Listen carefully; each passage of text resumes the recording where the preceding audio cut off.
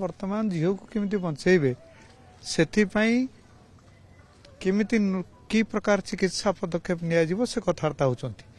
तेणु मु ए संपर्क में मोर कौन करिवार अछि केवल समवेदना प्रकट करवा छड़ा आउ किछि नहीं।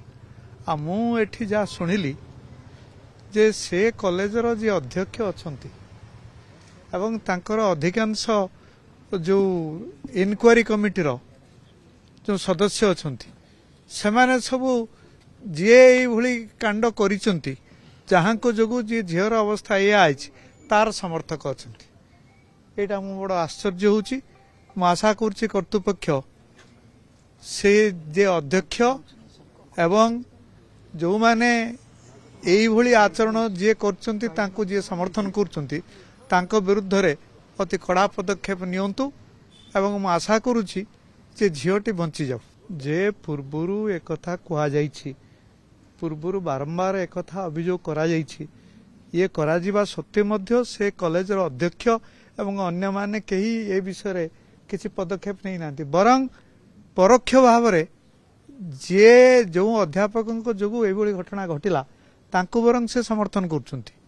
किए के समर्थन करछि जे अध्यक्ष अछंती से एवं मु जहा सुनिली जे इनक्वारी कमिटी जो सदस्य माने अछंती से माने मध्य तांको मुंडू को काहे की पछी जे कॉलेज बदनाम हे जिवो किंतु वर्तमान से झीर जो अवस्था हेछि ता फर कोन कॉलेज रो सुनाम हेछि कॉलेज रो तो सुनाम हेनी कॉलेज रो बरंग आउरी बेसी बदनाम हेछि।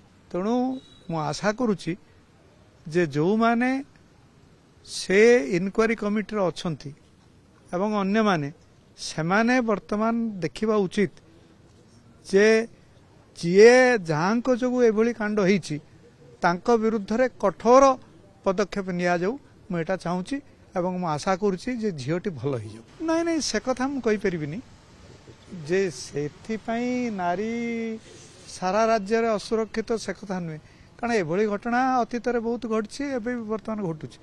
दंड दिया जाऊ कठोर भाव रे दंड दिया जाऊ मु एतिकी चाहूची।